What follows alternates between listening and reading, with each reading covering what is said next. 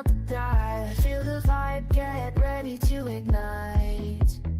Untold stories in the airways, flying through the night. Experience voices, tales so bold, streaming live, the truth unfolds.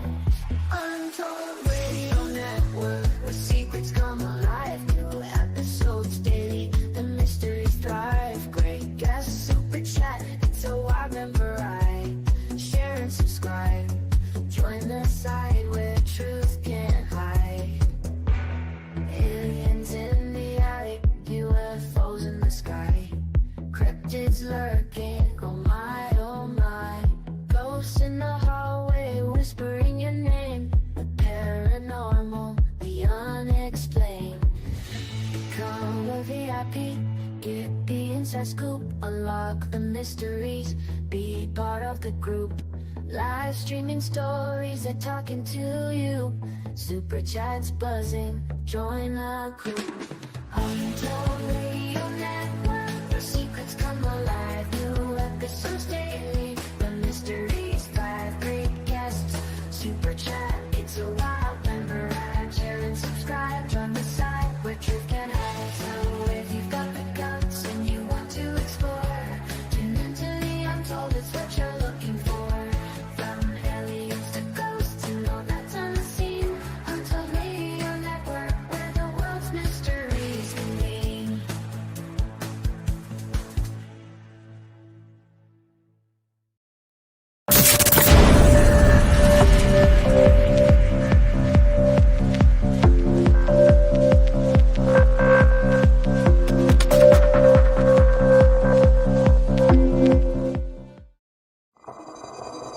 The paranormal, UFOs, monsters, mysteries. You're listening to Talking Weird.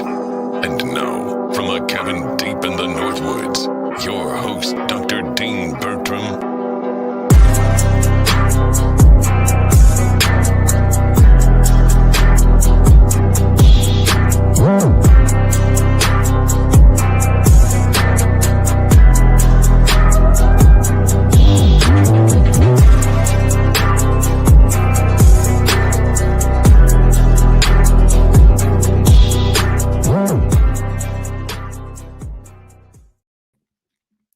Greetings, all my fellow weirdos and weirdettes. Welcome to Talking Weird on the Untold Radio Network. I'm your host, Dean Bertram, and I'm so delighted that you've joined me in our new time slot of 9 p.m. Central on Thursdays. That's if you're watching and listening live, of course, on X or on Facebook or on YouTube, where the video stream goes out live at that time on the Untold Radio Network every Thursday now at 9 p.m. Or perhaps you're watching it there or listening to it there afterwards, where it's archived, or just listening to us on one of the many podcast platforms that the show goes out on the following day. Wherever you are or whatever you're doing and whatever time of the day or night it is where you are, thank you for spending the next hour or so of your life with me. It's a perfect night tonight for the type of discussions we're going to have about all things weird and spooky and supernatural and paranormal. It's drizzling and raining here in the Northwoods. It feels like fall's actually here. Today, the temperature dropped considerably. I think it's getting down to like 40 degrees tonight, or maybe a bit less, which is the first I think we've had that lowest temperature since probably early on in the spring. So we're actually feeling the beginning of the change here now, which is a wonderful that spooky season is upon us. My pumpkins are ripening on the vines now, and I'm looking forward to carving those jack-o'-lanterns. But I'm not going to babble too much about me, because we'll get into some real spooky stuff in a moment with tonight's guest, who I'm super excited is joining me. He's been podcasting for years, covering different topics from sport to general interest, but nothing seemed to stick until he launched Paranormal Among Us in March of 2023. Since beginning his journey into the paranormal, he has experienced a wide range of anomalous phenomena, from being scratched by invisible entities and catching EVPs to witnessing strange lights in the sky and hearing disembodied voices. So I'm delighted to welcome to the show Paul Anthony, aka Paranormal Paul. Greetings. Greetings, guys. How's everybody doing? Thanks for having me. Excited to be here. It's so great. And as people are already have been saying in the chat, and I was going to do the same thing, people are wishing you happy birthday. Thanks for spending your birthday night with us here on Talking Weird. No problem. No problem. I mean, 9 o'clock at night, everybody's getting ready for bed here. So, hey, I'm good. I'm good. Well, I'm, So, I'm honored that you would spend it with me because I've been meaning to chat with you for a while. So it was great to have you on. Before we launch into your series of incredible experiences you've had since you've got into this space, I thought maybe mhm. we could talk about an upcoming conference which we're both going to be at, and that is the Crossing Realms Conference. So, did you want to plug that a little bit, and That then I'll is play right. the trailer for us? The inaugural Crossing Realms Conference is going to be September 19th and the 20th in Richmond, Missouri. Um, there's going to be a ghost hunt that night. Unfortunately, the ghost hunt's all sold out. At the Ray County Museum. That's the place I got scratched, actually. But it's going to be a fantastic weekend. Friday night's going to be like a meet and greet.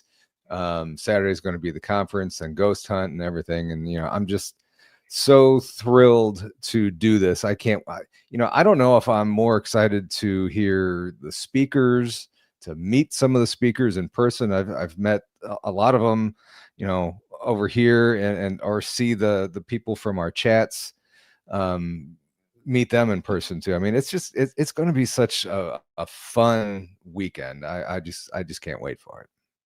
I'm super excited about it as well. Hmm. I always say that when you have an interest in something which might be a little bit, out of the ordinary, whether it's the paranormal or perhaps it's independent film, both spaces I'm in, Right. when you go to a conference or to a festival with like-minded people, you can make friendships for life. Like, even if you don't know anybody going into it, most of my friends today because of the film festival world, and there's ones more recently because of going to paranormal conventions that have become literally lifelong Mhm. friends. Because in our day-to-day lives, we're not often, having conversations. I mean, you might for fun, like, "What do you think of Bigfoot?" or something, right? But you're not actually talking to somebody who's reading books and, following the news stories about it and really deeply into it and interested. So it's such a wonderful experience to go to an event like this. I'm looking so forward to meeting people there. And I completely agree with that comment that it's I too have met so many wonderful people, and I was just watching Blondes and Booze earlier, and Krista even made the comment that some of her best friends she's made through this platform. And I'm right behind her. I mean, I completely agree. There's so many really cool people that I've met and become friends with. And I've met already, and I will meet again, and I'm looking forward to continuing that friendship, for many years to come. Granted, there have been some stinkers along the way, but uh, that's just, some people are like that. But It's life.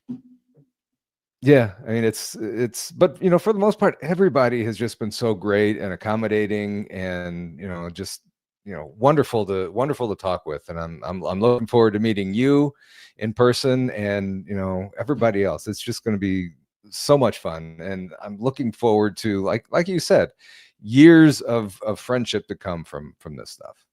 And I'm looking so forward to meeting you in person as well, Paul. For those of you who don't know, and all of the regular listeners and viewers of the show will, I'm going to be presenting there. I'm going to be giving a talk on the Shaver mystery, but I'm going to be talking about the later stages of the Shaver mystery. And for those of you who don't know what it is, it's basically a series of stories which became prominent in mid 1940s science fiction. And a pulp magazine called Amazing Stories. They were so popular they drove the magazine to record circulation numbers. But unlike the other stories in the magazine, they were meant to be true. They were meant to be about somebody, Mhm. Richard Shaver, the author of these stories, his engagement and involvement and harassment often by these underground, I guess, for lack of a better term, alien beings. And I'm also screening my short documentary first, which is done the fest circuit now for almost a year, a little bit over a year actually, and it's won multiple awards. And I think I'm not saying that's because I'm a wonderful filmmaker. Why I do think it's won so many awards is it's such a weird story. The Shaver mystery, Mhm. everybody's forgotten, but it's the precursor to modern ufology. You literally wouldn't have many of the tropes of modern ufology without it.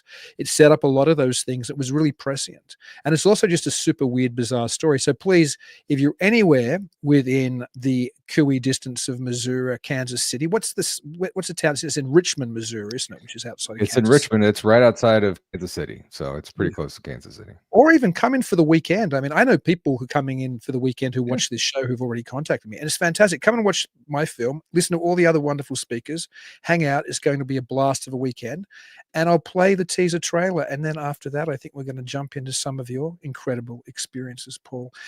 And this Awesome. teaser trailer was made by Doug Hychek, who is the head of this network. Many of you probably watch the flagship show Untold Radio here on Wednesday nights, and Untold Radio is, I think, one of the main sponsors of the festival. So here's the trailer. Crossing Realms Conference is coming this September 19th and 20th to the Eagleton Civic Center in Richmond, Missouri. Tickets to this landmark event are on sale right now at Eventbrite. The powerful speaker lineup will cover topics from Bigfoot, UFOs, and aliens, so you will not want to miss attending this amazing 2-day inaugural event. Again, that's the Crossing Realms Conference, this September 19th and 20th at the Eagleton Civic Center in Richmond, Missouri. Please mark your calendar and get your tickets before they vanish. Space is limited. That's awesome. Yeah. Be there or be square. I can't wait. It seemed like just yesterday we were coming up with the idea and trying to figure out a name for the conference. That was back in November or December last year. And I remember a meeting that we all had, and by we, I mean the Island of Misfits, Tex, BMR, Blinds and Booze, me, several other ones. Just trying to come up with a name, and when Krista was giving us all the speakers that she kept coming up with and kept booking and stuff, and it was just it just got so big, and all of a sudden it's what, little more than 2 weeks away, and like we said, I can't say it enough. I'm just excited to do it. I can't wait. We're going down there Thursday, having so every conference has a post conference party. We're having a pre-conference party because it ends on a Sunday, I guess. So it's going to be fun. I can't wait. I just can't wait. Yeah, I'm super pumped about it. I'm so excited to be a part of it.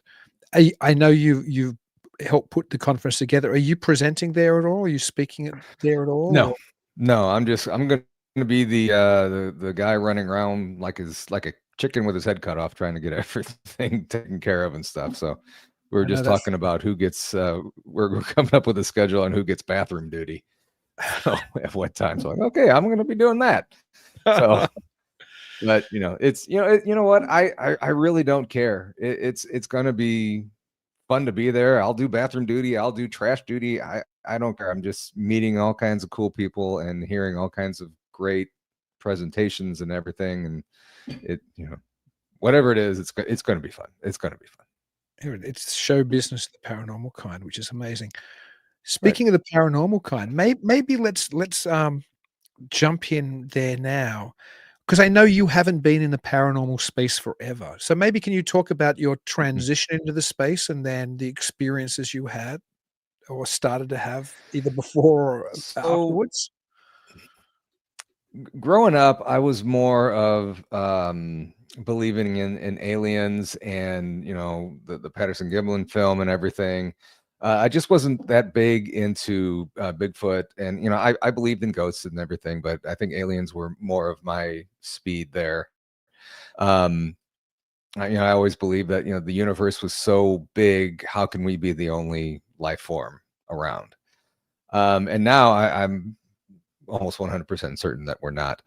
But I've been doing podcasts for a long time. Sports and stuff and things that I thought would stick just didn't. And I had a knee replacement surgery back in January 23, and I was thinking about doing a paranormal podcast, and I got to meet a guy named T. Krulos, who's an author up in Milwaukee, and he did a book on the Mothman, and I was reading it, and I never do this. I saw in the back of the book that his email address was there, how to contact him or something, and I contacted him, and we started talking back and forth. And I told him, I'm thinking about doing a show on paranormal, and he said, "Why are you thinking about it? Just do it." And that pretty much stuck with me. And like, okay, I'll do it. You know, I had the microphone, I had the computers all set up and everything. So what the hell? I'll just go ahead and do it. And it started out kind of slow, you know, meeting some people and talking some ghosts and stuff. And then I got more involved, and then I met the Blondes and Booze, and they got me hooked up with the rest of the gang over there. And it's just snowballed into so many different topics. I've learned so much more about Bigfoot than I ever thought I would, and so much more about Dogman and all kinds of other cryptids that I mean, Frogman, really? But I mean, yeah, I mean, it's been really cool. And I went on my first investigation at Ashmore Estates over in Illinois, which is about 2 hours away. And actually, one of the guys in the chat who lives near me in St. Louis here reached out to me and said, "Hey, you want to ride to Ashmore?" I was like, "Oh, okay, cool." So my first, I don't want to say fan, but the first person from the chat that I ever met. So we went out to Ashmore, and I actually did a presentation there, and we did the investigation and stuff, which like I said, was my first investigation. And we were there's a boiler room down there, and it's supposedly haunted by a guy. I think his name is George or something like that. He pretty much just stays in the boiler room, and he doesn't like women. So it was me and this other gal who were both out on our first investigation that night. We went down in the boiler room, and I had one of those dead bells, which is the bell that you have at the hotel lobby or whatever, ring for service, or a doctor's office, whatever. I had one of those, and that kept going off. And, you know, we'd be asking questions and everything, and it's down a few steps. She didn't go down there. She stayed up at the top of the steps. And I went down there, and I was kind of surprising myself because I was pretty deep into the boiler room.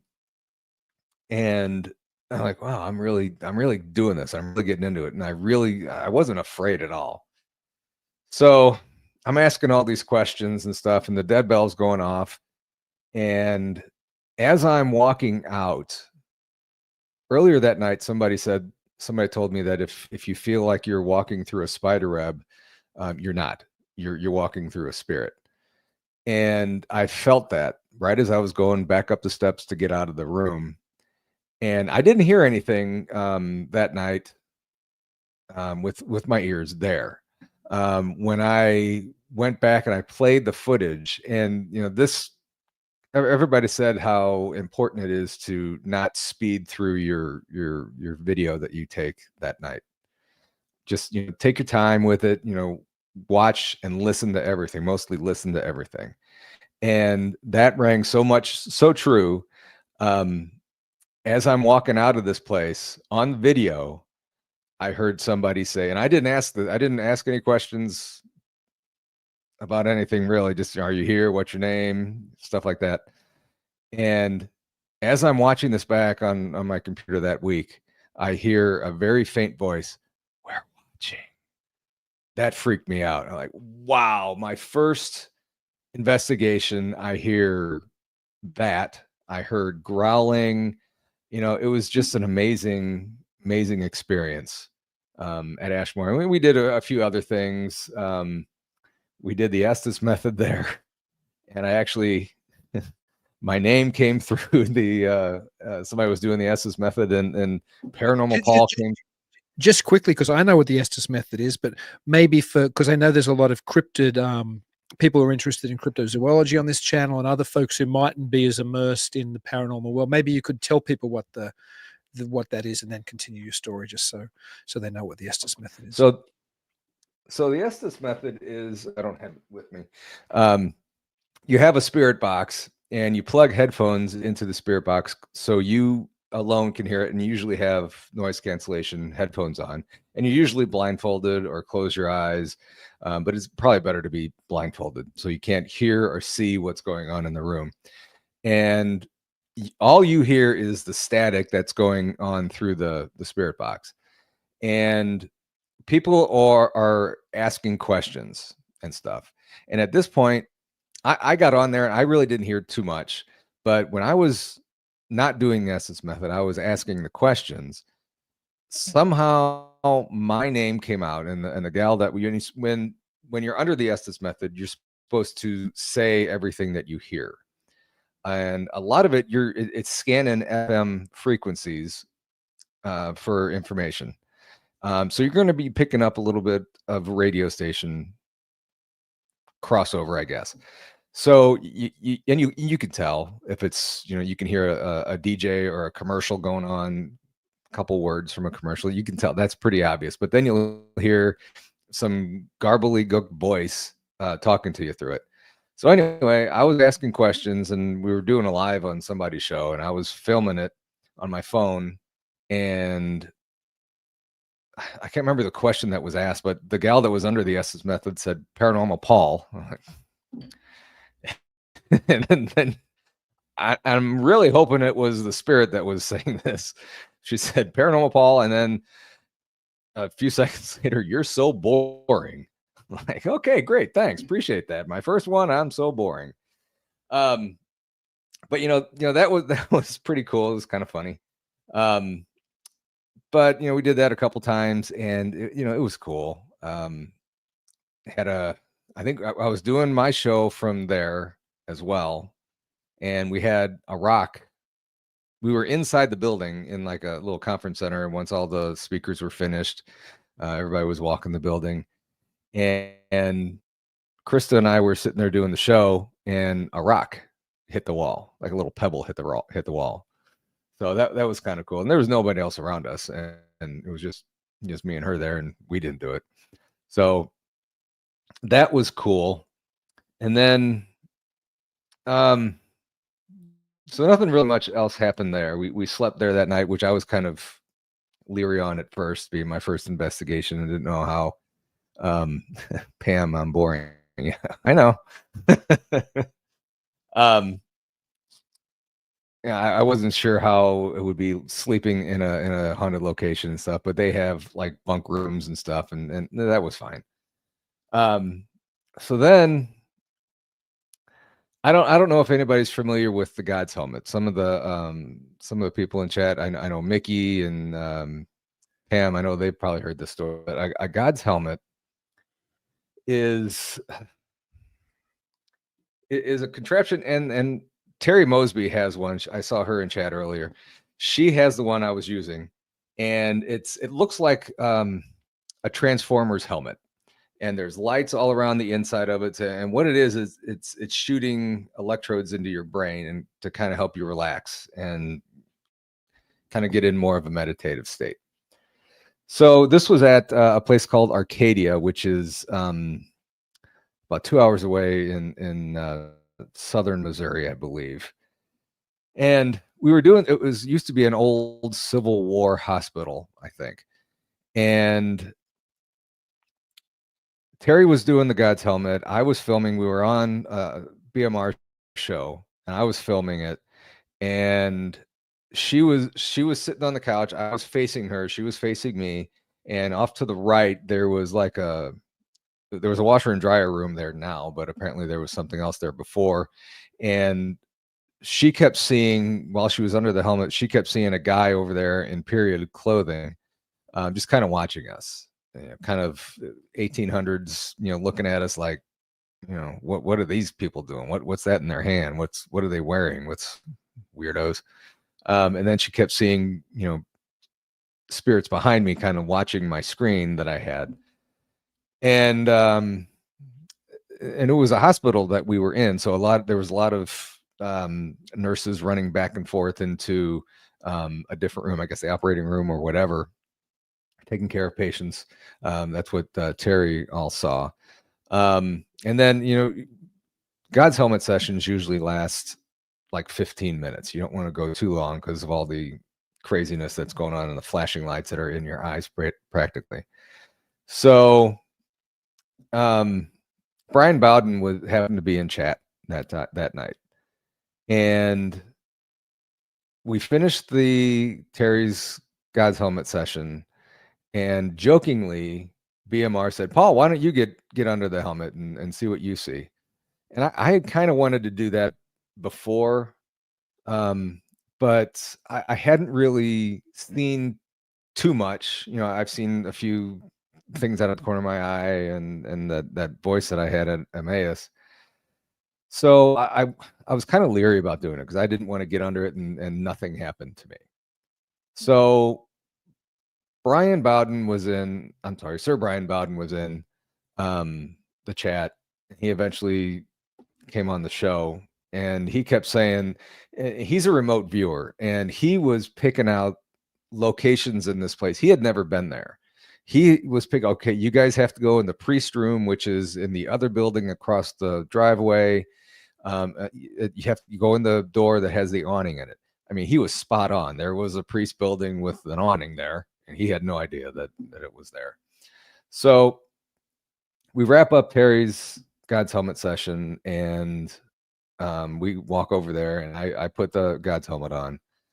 And right before I did that, Brian said, Paul, take a deep breath.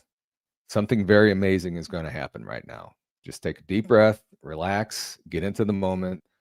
It's going to be fine, but you're going to have a fantastic experience. So like, okay, this is new to me. So, you know, I'm a little nervous, but, you know, it's fine. So we were sitting in a room that had a long table, probably about 6-8 foot long table. I was at one end, one head of the table. There was nobody else at the other head of the table. Terry and somebody else were sitting to my right, filming me, and with only 3 people in the room. And on both sides of the room was a tall door, probably about a 7-8 foot tall door with windows on top. I guess those fire windows that they used to have on top. And I put the helmet on, and it's going, and you know the white noise you see on TV where you don't have a TV signal. Back in the day when the TV stations would go off the air, you'd have the white noise and stuff. That's kind of what I saw, but I couldn't really pick out figures. So, but I sensed something else was in the room with me besides Terry and I can't remember who else was in the room with us. Something else was in the room with us, but it wasn't bad. And then, but I couldn't see him, and he was sitting on the other end of the table. I keep pointing like I'm pointing at the table. They were sitting at the other side of the table, and I felt something walk from my left around behind me. And I'm like, there's somebody else here in this room. Again, I couldn't see anything. And Brian and everybody on BMR show could hear this. There's somebody else in here. I sensed somebody, excuse me, at the other end of the table and somebody behind me. And Brian said, there is an older gentleman sitting at the end of the table across from you, smiling so bright and so big and so happy to see you. I knew right then it was my grandpa. And every time I do an investigation, go someplace, I always pray to, you know, God to protect me and everybody to protect me. I always pray to my mom and dad, my grandparents to protect me, because I know that they would not let anything happen to me. So I did that going in there. I'm getting goosebumps talking about this now. I sensed my grandpa right there. I never saw him, but I knew he was there. I knew there was somebody there. He said it was somebody beaming. And I remember when I was in college, I used to do news on the radio, and my mom would tape it and take it up to him at the nursing home and play it for him, or have the station on or something. And he would just get so excited and be so happy. So I know that was him over there. And then Brian said, well, there's like a fatherly figure standing behind you, has his hand on your shoulder. That was 100% my dad. So I had this incredible family experience while under the God's helmet, that Brian was even saying that it's nothing else was in the room. Things were just staying out of the room. He said he could see things trying to get in, but they wouldn't let him in. I guess my other family members were there too, but they were kind of hidden in the shadows and kind of away. But I felt Grandpa there, and I felt my dad there. People might be seeing some shadows back here behind me, so that could be them too. Back here, there's a shadow from my keyboard. That's the red light. But anyway, I've had them in shows before. Brian also said that there's something else that's kind of creeping in the room. My chair is actually moving right now, actually. Yep. So this is weird. So I'm focusing on the room, trying not to break down and get emotional, because I haven't seen my grandpa in 20, 30 years, and my dad in like 5 years or whatever. I'm looking up in the corner of the room by the window. Head would have been 10 feet in the air, and there was an alien head, a gray alien head, up by the window of the door. And I told Brian, I'm like, I see a gray alien head, and he's like, yeah, there's more things trying to get in, but that one's there to try and see you. So I mean, that was totally unplanned. I wasn't planning on doing the God's Helmet. I wanted to do it, but thankfully BMR suggested, and like, okay, what the hell? I'll give it a shot and see what happens. It's not always a positive result that happens with this. I've seen other ones where spirits will show different scenes to people and everything. We did one at Emmaus with somebody else. I haven't done it since. I don't know that I want to do it. Kind of like winning the Super Bowl or winning the Stanley Cup or whatever, and then retiring right away. I don't know that I want to. I don't think I could top that. So I haven't done it yet, and I've seen other people do it and get varying results. They see what spirits are showing them about a place or something evil can show themselves to them.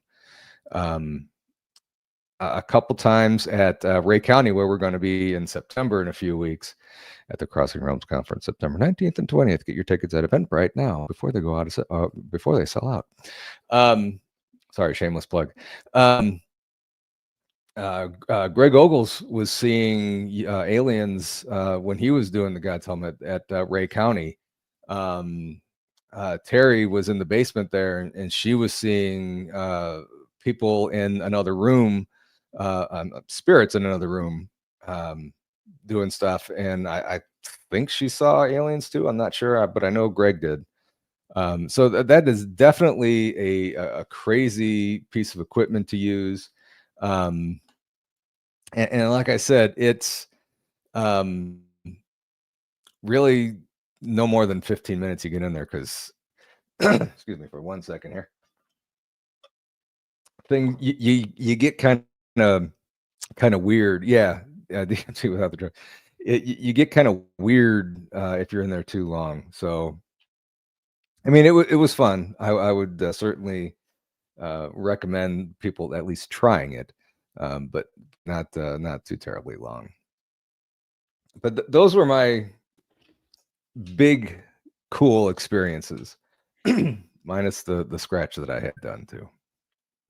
It's also fascinating. There's so much to unpack in there. My goodness.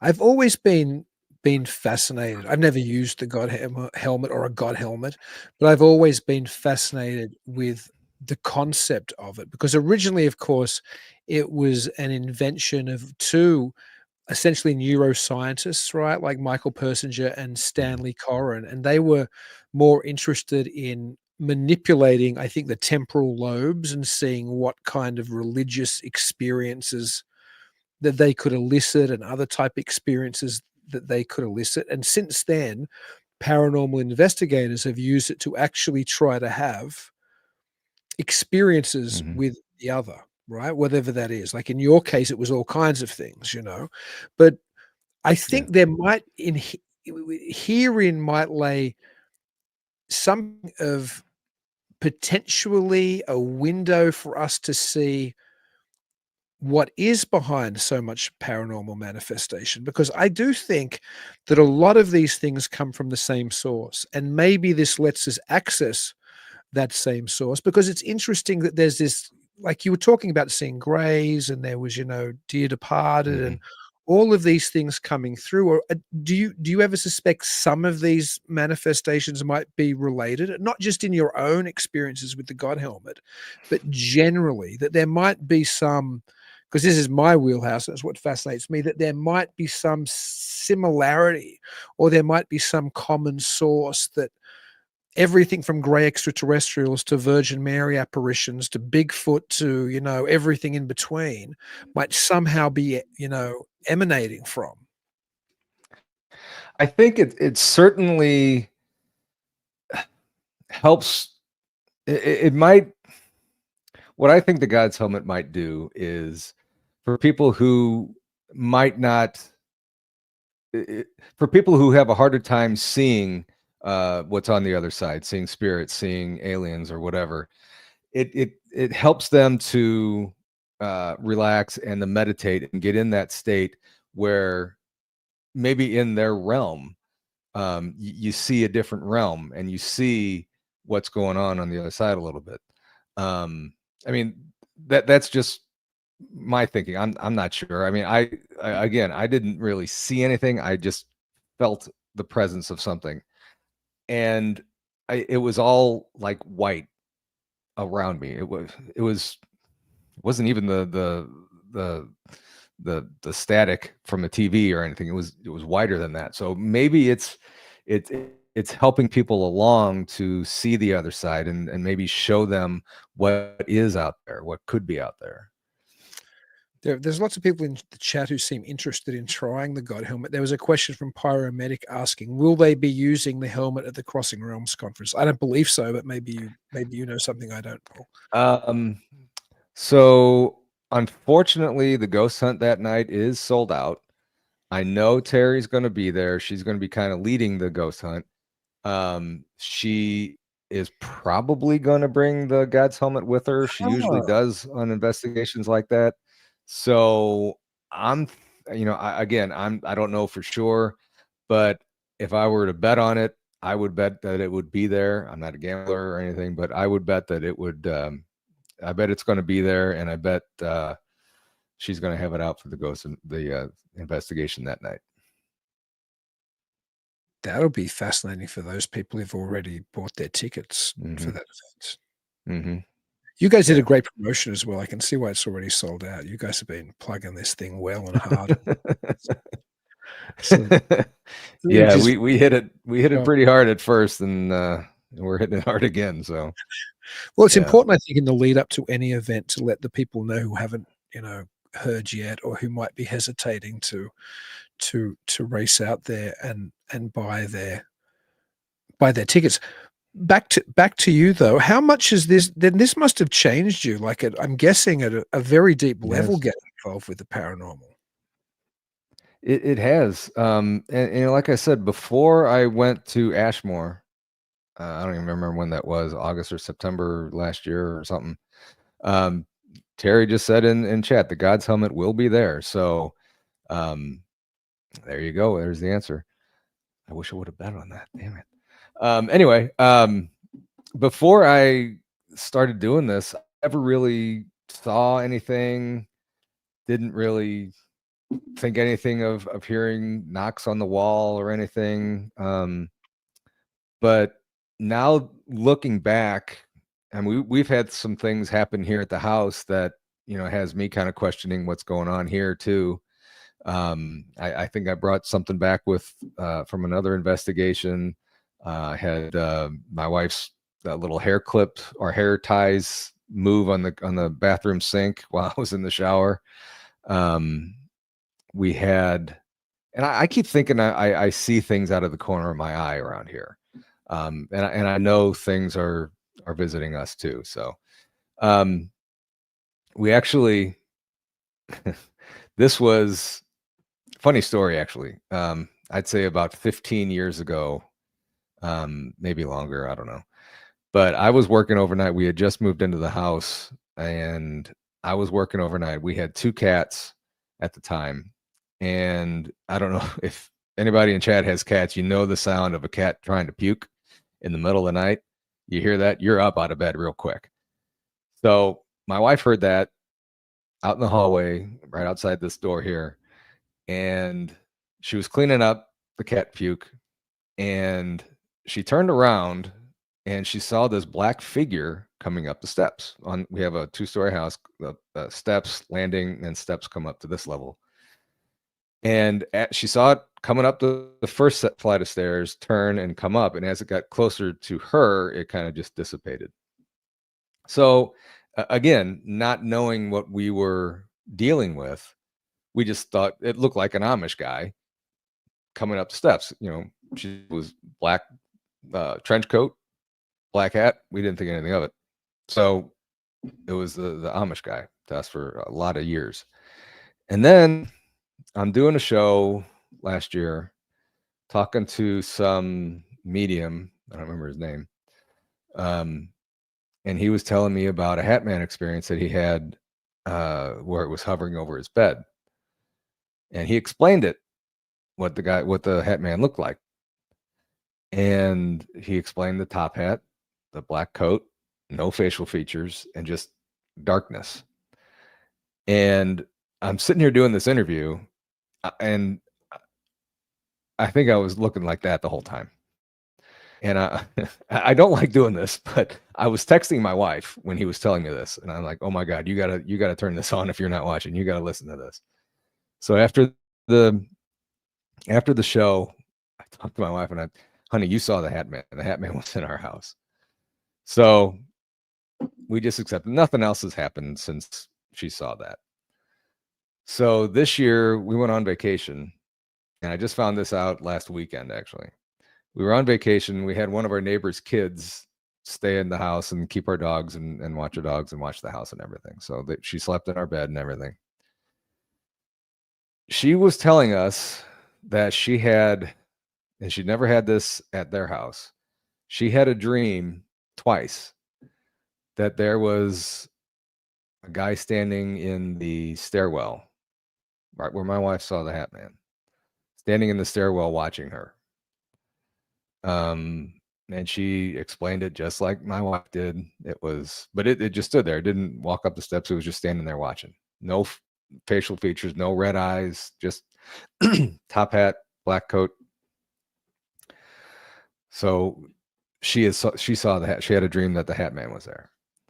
And I asked somebody else about the dream, and they said that it wasn't a dream. The Hat Man was there watching her. So somebody else other than us had the Hat Man here watching him. And she said that she had never had that experience at her house, which is just a couple houses down from us. So possibly have the Hat Man walking around here still. Kind of crazy.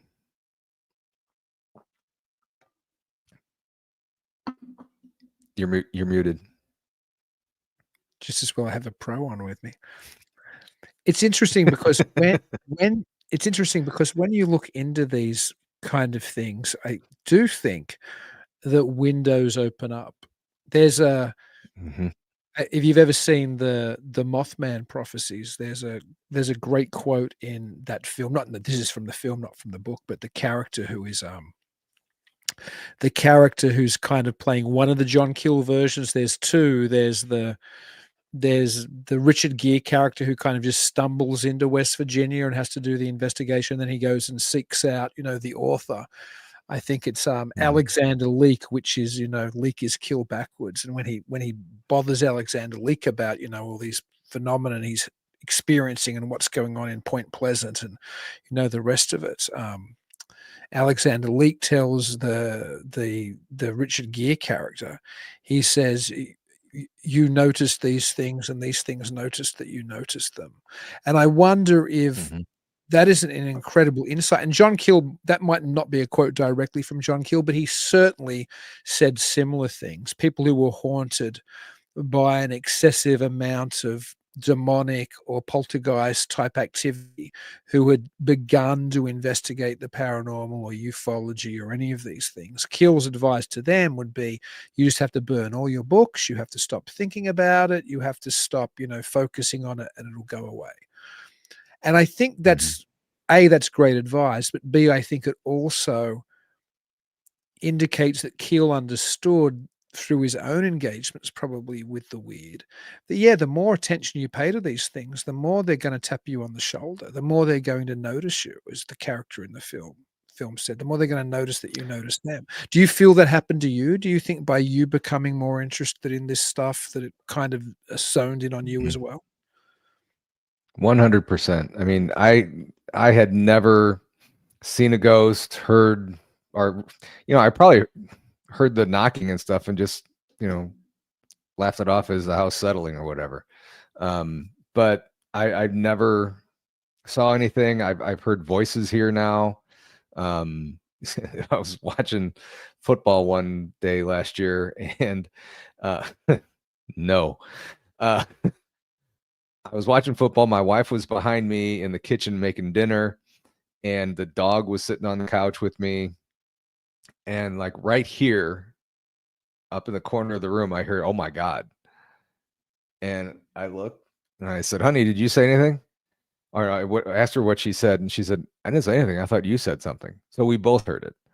So, I think me getting into this is, I don't know if it's bringing things here or it's my wife is also opening up to the stuff. But, she said that, a couple times with my son's named after her dad who died like right before our wedding. He's seen him in the house when he was a little kid. And she said she's kind of she felt like she bumped into him one time when she was cleaning or something. But it was one of those things where you could smell his cologne or whatever, and stuff. But it seems like she's opening up more to this stuff too. And she doesn't go on investigations with me.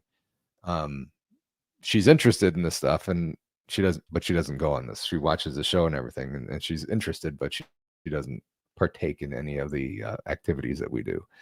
Oh shoot, I was going to say something else.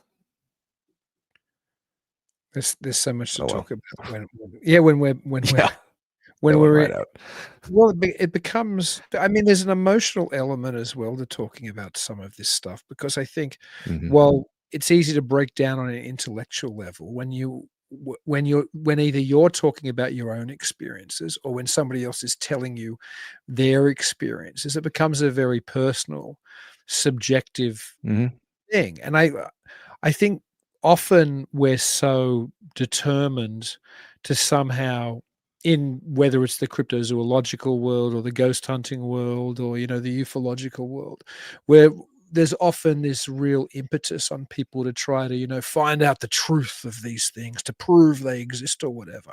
But ultimately, I think most of this is just very personal experiences with some numinous reality, some non-human or apparently non-human intelligence or non-human force, which affects us at a very profound level. And I think sometimes we're so focused on finding some kind of secret, or proving something, that we overlook this personal aspect of encounters. Yeah, I don't mind having the personal encounters. I mean, my parents and grandparents and family and everybody, they can come and visit as much as they can or as much as they want. It's the the demonic and the evil stuff that I don't want any part of. But that said, one time we were having my dad's side of the family, all my cousins and stuff over. We do Christmas Eve here, and each October, early October, late September, we all get together and we all draw names for Secret Santa and stuff like that. So all of my dad's family was at our house, and we were standing around in the kitchen. Everybody seems to kind of gather in the kitchen for some reason. We're in the kitchen. I was by the sink. My cousin was sitting at the table next to me, and we had one of those rubber stoppers that goes in the sink to keep the water in the sink from draining. So we were all talking, and all of a sudden, the rubber stopper flips into the sink, and it was there's a good, what is it, 6 inches or whatever from the back of the backsplash to the sink. It was right up against the backsplash, so it didn't just vibrate and fall in. So it flipped up into the sink, and I looked down and I saw that, and I looked over at my cousin. She was watching, so we both saw it. So, right afterwards, everything that you see and you find on investigations like that, you always try your hardest to debunk it. I was jumping up and down in the kitchen trying to get it to move. Nothing. It didn't move. I put it back there and it didn't move. I was pounding on the countertop. It didn't move. I turned the garbage disposal on. It kind of moved a little bit, but the garbage disposal wasn't on at the time. So, I'm thinking it was Dad just coming in for a visit. He wanted to see his family, and he was there. He wanted to make sure, and he was kind of a trickster too. He would want to do something like that. But actually, that was about the time when I think I brought something back. That was right when the hair clip thing flipped in the sink in the bathroom. So I mean, that could have been whatever I brought back. So yeah, it's he can come visit anytime he wants. Just keep the and like I said, they wouldn't let anything harm me. I'm their only child. They wouldn't let anything harm me. So I think that's true in the afterlife, that they're around here protecting me as well. So It's interesting you mentioned that your father had a kind of trickster element, because to segue from that a little bit, I wonder how much of this stuff isn't just tricksterish by nature. I wonder how much of these things that we encounter, again, wherever we want to talk about on the paranormal spectrum, from ufology to cryptozoology to, specter hunting in between, whether so much of this stuff isn't somehow deceiving. And I don't want to diminish anything from your experiences, because again, I mean, who the devil am I? And they're personal experiences. But any of the encounters you've ever had with things which have seemed more benevolent, have you ever thought that maybe that could be something else, putting on a disguise or presenting itself to me as what it isn't? I mean, I don't know. I don't know. I mean, it could be. I mean, I certainly have plans, to play tricks on people in the afterlife. But, I mean, it could be, but some of the things that I've seen and have had happen, I don't think it was tricksters. Like the voice that we had, we're watching. It wasn't my dad's voice. It didn't sound like it was my mom's voice. It sounded like somebody else's voice. I mean, it could have been somebody else taking, playing tricks on us or whatever, or just, playing with us or whatever. But I really think that in that setting, that guy who doesn't like women is down there haunting that place. I think that's them saying, we're watching. Get out of our space. Something like that. So the time that I got scratched, which was I don't know if it was really the more evil thing that has happened to me. We were at Red County Museum, where we're going to be in September, and I was in the Civil War room, and there was 3 of us in the room, like kind of like in a triangle, 6 feet apart. We had spirit box going, and there's supposedly a spirit in there that likes to open and close doors. And there was a cabinet that I had opened, and I kept asking them to close it. And we kept getting, on the spirit box, we kept getting, no, get out. When I would ask it to close the door. So I'm like, no, I want you to close the door for us. And I was polite. I don't go in and I'm not mean to these things. You don't get anything by being mean to somebody. And that's true for in real life and in the afterlife. I'm always, thank you for showing yourself. Thank you for on talking with us. Thank you for knocking or whatever. Thank you for whatever. And can you please open and close the door? It kept saying no. And I'm like, I really want you to. I'll leave, but can you close this door? Like the third time I said no, the guy on my right, thank you, Riley. The guy on my right said he saw a white mist behind me underneath the cabinets. I'm like, oh, okay. And I felt kind of a cool breeze, and I looked down, and I had 5 scratches going up my leg. And I'm like, oh, that's interesting. And I had a static camera behind me, kind of shooting me, so I didn't. Thank you, Bigfoot. I didn't reach down. I didn't scratch myself. So right after that, we got out of that room. But it wasn't the typical 3 scratches, which is the more evil markings, I guess. I really honestly think it was somebody saying, hey, look, I'm in charge here. I'm not going to close that door. You're going to get out. And this is what I'm going to do to get you out. And hey, it worked. We got out. And, I apologize. And like, I'm sorry. Okay, we'll get out. See ya. So, and actually that with Ray County, if you go in the museum, you'll notice this. It's shaped in a Y. There's 50 some odd rooms, 3 floors, including the basement. 3 floors? Yeah. And all the other wings are fine. When you walk, so there's like a big room on each floor in the middle where the staircase is. And when you go to the right, it's fine on most of them. When you go to the left on the main level, it's fine. On the top level, when you go down that hallway, the second you cross over that threshold from the center room, whatever, to that hallway, and there's a ton of mannequins down there, which are freaky at night when it's completely black. You forget about them and you turn a corner and see a mannequin standing right there. But the second you walk down that hallway, it changes. It's not demonic or bad or anything. It's just, it changes the whole vibe. It's weird. It's weird, but hey, I love it. Mickey loves it. I'll do it again in a heartbeat. So, has there been a specific moment that stands out to you that was particularly scary, where you were like, maybe I shouldn't be doing this, or why am I doing this? Or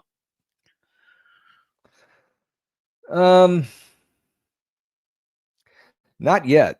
One of the places that's actually close to us, it's called Emmaus Village, and it's like an hour away from where I live in South St. Louis. There's it backs up to the woods, and Krista and Terry Mosby had a weird recording out there, and they sent it around. No one can figure out what it is. It's not a wolf. It's not a coyote. They don't know what it is. It sounds like a Bigfoot howl or a dogman or something. And a couple times we've been out there, and there's a picnic table. So part of Emmaus goes out to the woods, and we're sitting on the park bench, and they're doing tree knocks, trying to get something. And I heard something move in the woods. I'm like, you know what, guys, I'm gonna go. I don't want to be a part of anything that's gonna eat me like a dogman would.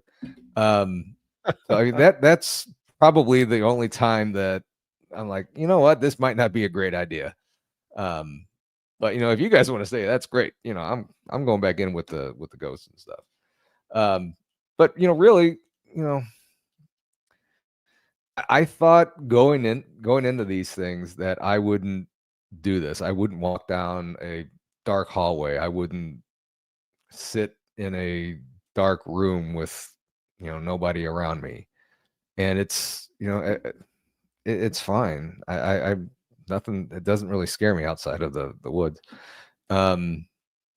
So yeah, it doesn't. To answer that question, nothing yet. I mean, I haven't really been in any place that's really demonic in nature. It's just kind of creepy sometimes, but nothing Man, that would scare me away. your stories have been so interesting tonight. It's been so great to have you on the show. Where do people watch your show, and where do people get a hold of you? Like, can you give out some URLs or point people at some sites where they can find what you're up to? So you can find me at Paranormal Among Us on YouTube. If you search Paranormal Paul, you'll find me. It'll take you right there.